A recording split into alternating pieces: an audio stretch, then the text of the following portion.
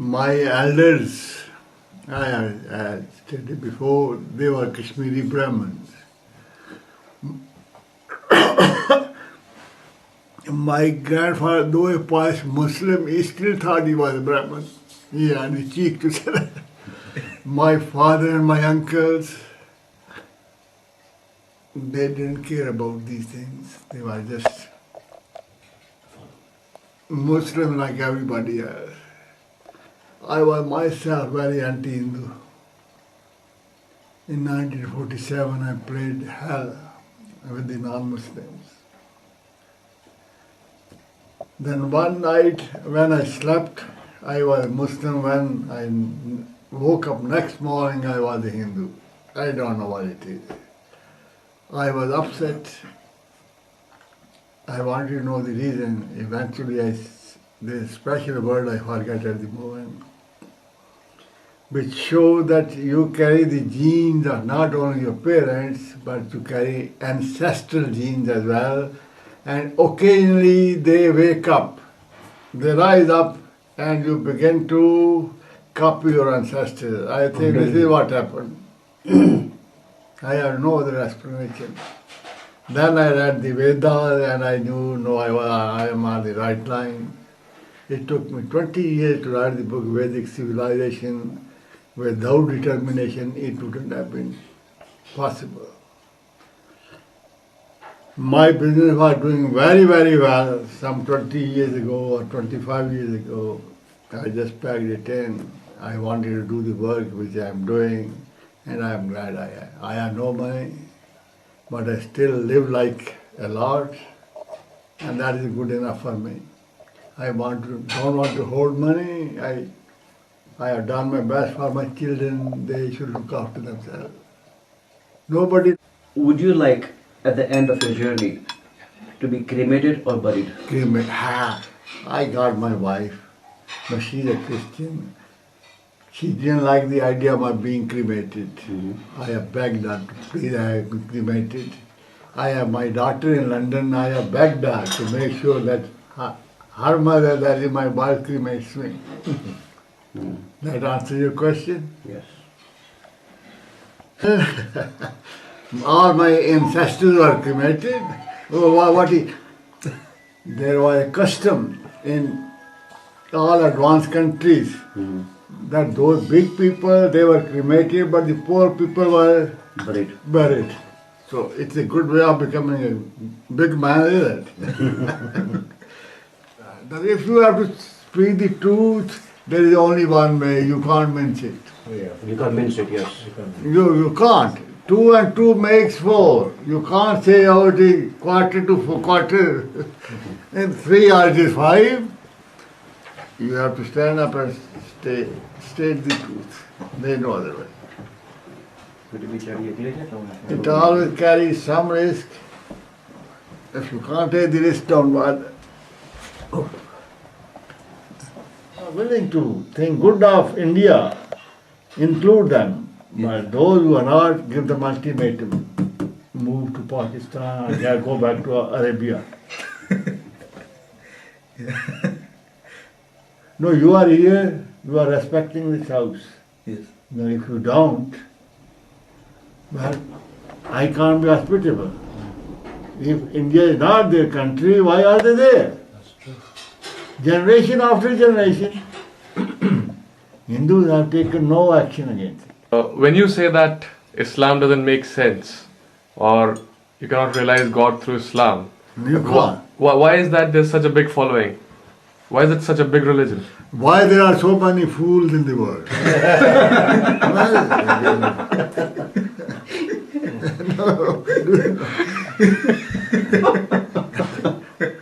He's going to get me killed.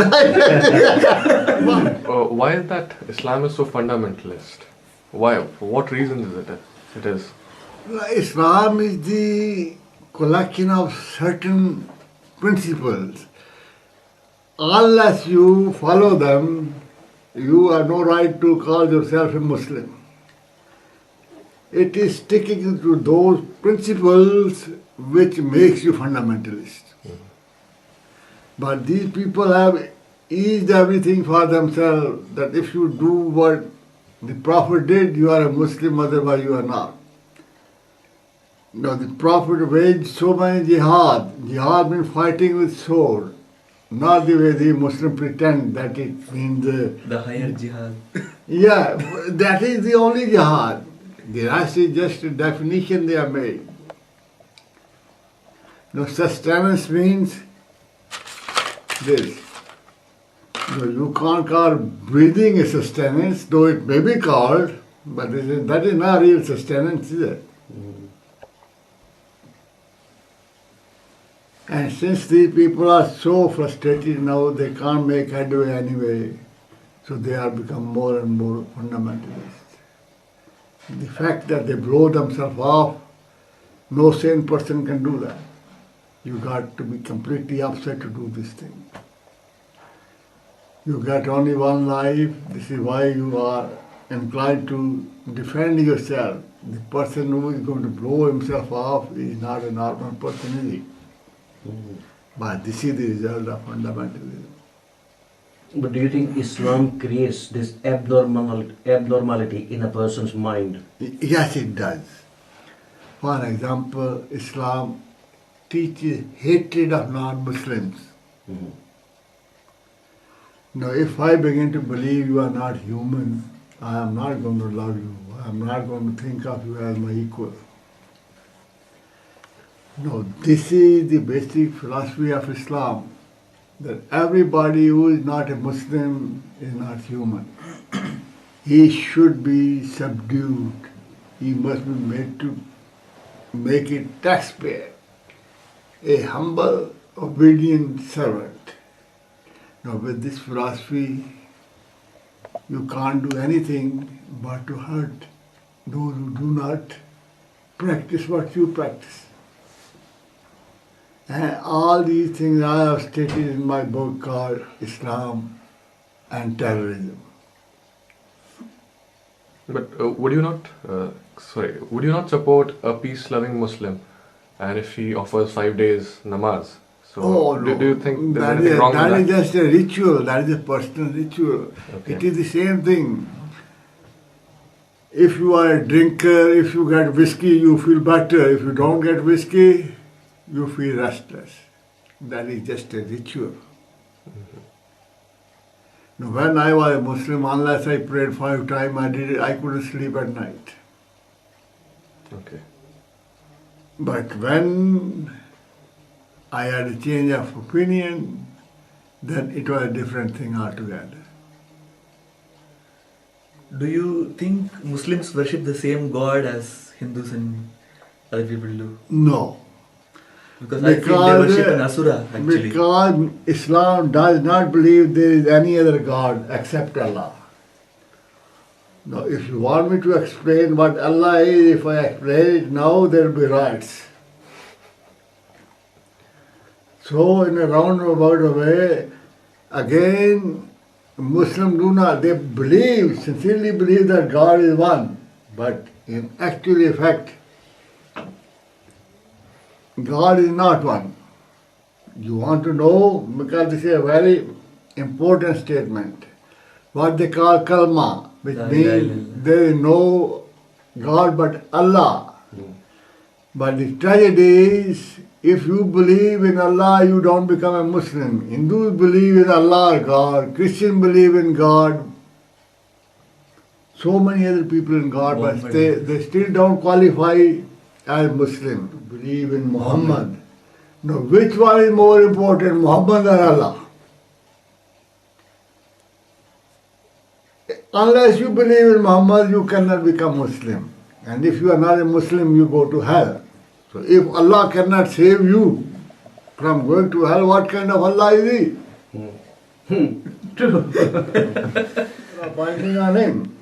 He said, you do 4 wives, whereas I can do 13, or as many as I can get. But what kind of law is this? But one of his wives was 8 years old. Aisha.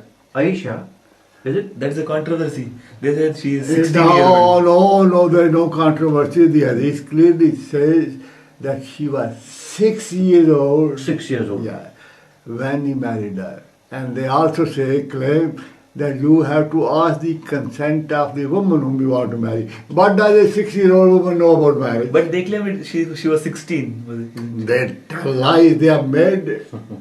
Oh. They even don't know how to tell lies. I shall know about these things to say yes, I know about her marriage. No, he married her when she was 6. So obviously a woman has no say in the marriage, in the matters of marriage. Now these people have made up stories which they cannot back up. Now if you analyze Islam, one wonders. How is it that Islam overran so many civilizations within 50 to 100 years of its creation? Iran was gone. That's On a the other good side, question. That is a very good question. Tell me now, how is it that Genghis Khan, in 50 years, he murdered half the humanity? But he didn't manage to destroy the cultures. Islam overran civilizations as such. Because it was not his business. He wanted to rule people. Whereas Islam wanted to destroy culture to establish its own culture. This is the real difference. Islam itself is the ambassador of a certain way of living, which means a different culture. Allah should do destroy the existing culture, you cannot impose a new culture. It is the same thing. If your car is green and you want to make it black, you have to go over the black to give it new color. You can't allow the black color to show Is there a itself. threat from the Muslims in India to the Hindus or to the entire nation? Is there a potential threat of the Muslims? Now you can be sure I am glad you were not born at that time when I was born. You are going to have another revolution the way we had in 1947. Okay. The truth is, no matter what these Muslims say, in chapter 2 of the Quran, God says Allah is the enemy of non-Muslims and He wants their destruction. So His followers are going to destroy all non-Muslims. Their population is growing fast, and before long they will want to, they can't live with any non-Muslim. They drove out all non-Muslims from the Punjab. Even they have driven out all the non-Muslims from Kashmir, never mind anything else. So they are going to make another claim that we want this part of India, Pakistan or something else, and there will be the civil wars again. It is not only India, in fact, the whole world faces this danger because there is no such thing as democracy in Islam. Islam advocates government of God, whereas democracy is the government of the people.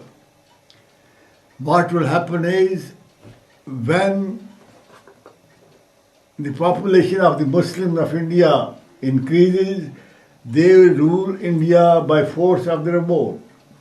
But I am sure the Hindus are going to resist. So that democracy will go out of the window. That will be might is right. And if Hindus can muster some power, they will survive. Otherwise, they will become slaves of the Muslims forever. But Hindus will have to muster power not in just physical sense only, but in a political sense. That is whatever is called power, they will have to that. Physical power has got its own significance, but these days, intellectual power, power of the brain, power of discipline are far more important than the physical power. You can carry 1 mound of rice on your shoulder, but if you have a crane, you can carry 20 mound, one person. So, power means so many things. No, it is no good, to start with, it is no good for the Hindus to fight Muslims, they should all be Indians. But as it is the tradition of the Muslim that they can't live with non-Muslim. If they live, they have to impose a rule. So that will lead to similar trouble what people had in 1947. Usually what they say is that no, Islam is good. Muslims have distorted it. Whether Muslim, no, look, this is papadam, say bread. If it looks like banana, no matter what it is banana, isn't it? If they have distorted Islam, it is no longer Islam what they practice. So you don't need it. Yes. Now, where is the true Islam? Show me. The tragedy of Islam is all those nations which are Muslim, they all are backward. They are disunited, they are backward. You see all the bombers, they Suicide bombers. they all are Muslim. Hindus don't have terrorists. No, they should have some of them.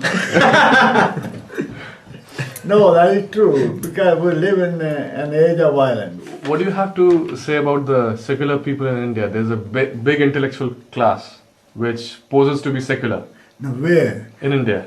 They are The Hindus. secular as long as that suits them. You bring Islam in and they will lose all the secularism. The Muslim can be very highly intelligent people. When it comes to religion, they just become a flop. They can't argue because they have been brainwashed right from the beginning. Now I could give you many examples, but I think it will be better. I don't say much about it. They are totally brainwashed people. And this brainwashing started right from the beginning. The Prophet Muhammad was a great psychologist. And I say this with a lot of respect and not to blacken his character. No, I saw a program on the television, British television, long time ago. Mm-hmm. There are geese, you know, you know what geese is? These birds look like ducks, and they fly as well. A man, wherever he went, they flew after him. And he said, this is what is called imprinting. That when these birds, the first person they see as they come out of their eggs, they think that person for their father or mother. So whatever the father or mother that person goes, they follow him. The Prophet Muhammad knew this principle. This is the reason once a Muslim baby is born, they cry azan in his or her ear. They say loud, Allah is one and Muhammad is Prophet. So this is the first influence to brainwash the Muslim babies. And then you have to circumcise, and yet these people pretend that every baby is born a Muslim. I think it is the other way around. If he is born a Muslim, why do you have to circumcise him? The fact that they circumcise him, it shows that babies are not born as Muslims, they are born as humans. And afterwards there's... That is cruel. No, but they won't stop it. Because this is a part of their brainwashing. barbaric. Highly. This issue of religious demography, coming back to it, there are some Muslim countries which have implemented family planning and other. That is against Islam. Turkey, for example. They are because they are secularized. Even Iran does it.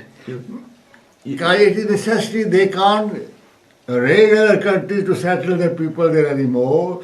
So they have realized they can always misinterpret to say, well, this is birth control is a part of Islam. They can prove anything from Islam. It has nothing to do with Islam. This is an anti-Islamic. It shows that Islam is not holding good. It is not holding on its own. But why is it that Indian Muslims keep resisting this? Even though it is... Because there is nobody to check them. they know we can do to the Hindus whatever they like. They told you to check the Now if there was an open door, any thief can come in. But if there was a doorman there, hey, you can't come in, they will think twice. And with democracy in India, the Hindu leaders want their vote and they pamper them. They are going to destroy democracy in India. Now democracy, as I have argued in my book, the Vedic civilization, was not born in Greece, it was born in India. And I have quoted extensively from the Vedas. No, this is the Indian way of life, democracy. This is why they have taken to it so kindly. All Hindus want to be democrats, don't they? Yeah. And now they are abusing their way of life. To them, a woman is just a matter of pleasure. A man can divorce his woman just by saying thrice, talaq, I divorce thee, I divorce thee, I divorce thee, and that is the end of the matter. Yeah. They tell a patch of lies. That order that regarded 4 wives is still in the Quran. It is legitimate. There are so many Hindus. They apparently become Muslims so that they can have more than one wife. I am not misleading them, they already know that. No, what they say in India is that the issue of demography is, I mean, the way propaganda is done, the secular media, the way they propagandize is that the issue of population is not bound to religion. It is just that these people are poor and therefore they are breeding. It is because the Hindu brethren, they don't have the guts to come to grip with them and they make excuses. The Hindu brethren, they don't have the guts to come to grip with them and they make excuses.